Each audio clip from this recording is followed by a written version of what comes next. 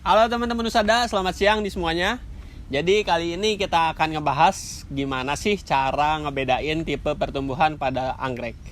Jadi tipe pertumbuhan pada anggrek itu ada dua. Yang pertama simpodial dan yang kedua adalah monopodial. Nah, kita bahas satu persatu kelebihan dan kekurangannya masing-masing ya. Ya, ikutin aja terus videonya ya, oke?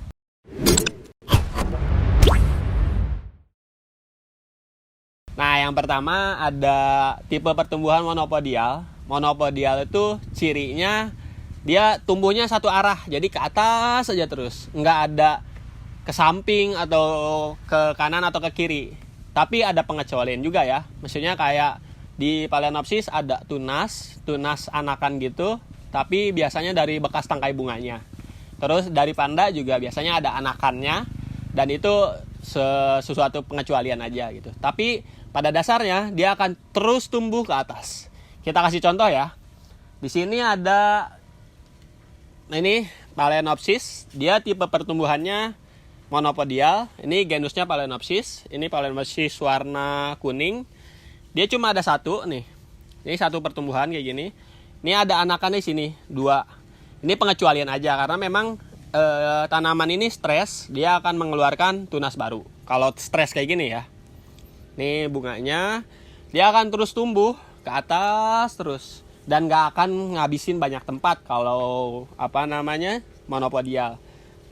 Dia salah satu keunggulannya ya, tapi kekurangannya dia ini kalau busuk pangkal batangnya di sini misalnya busuk aja, maka dia akan susah, sangat sulit banget diselamatinnya. Itu sih kekurangan dan kelebihan dari anggrek yang monopodial. Ini contohnya Phalaenopsis. Ada juga kita kasih contoh lagi. Ini Vanda. Lihat, tipe pertumbuhannya akan terus ke atas. Tapi ini isi dua karena memang ditanamnya ada dua kita misinya. Ini bunganya seperti ini. Dia sama sih kelebihan dan kekurangannya tadi yang saya sebutkan. Kalau memang busuk, dia susah diselamatin. Kalau ini masih enak lah ya, maksudnya diselamatinnya bisa dipotong di sini karena memang ini akarnya akan terus tumbuh dari sini juga tumbuh nih. Tuh, lihat ya. Nah, itu guys ya, salah satu kelebihan dan kekurangan dari anggrek monopodial. Kita langsung lanjut aja ya ke anggrek yang simpodial. Jadi anggrek yang simpodial itu, bentar saya simpan dulu ini ya. Bentar. Jadi anggrek yang simpodial itu kita kasih contohnya pakai jari. Jadi dia akan bertunas terus di tunas barunya. Jadi kayak gini. Ini pertama kecil, terus akan terus gede. Yang tunas barunya dia akan makin gede lagi. Nanti di sini di tunas baru lagi yang keempat itu akan makin lebih tinggi daripada tunas sebelumnya. Kita kasih contoh ya. Ini dari genus Dendrobium, oke?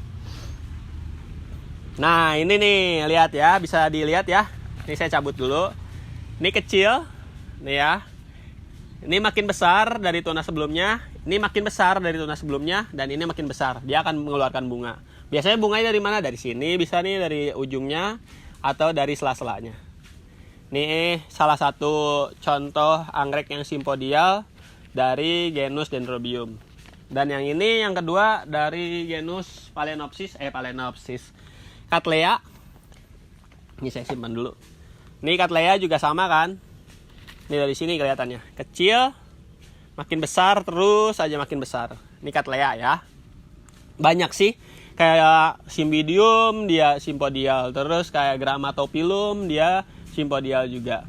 Nah, kelebihannya dari anggrek simpodial ini, kalau toh ada bermasalah pada batang utamanya, atau maksudnya batangnya busuk gitu, kita bisa langsung potong si batang yang busuknya, kemudian kita obatin pakai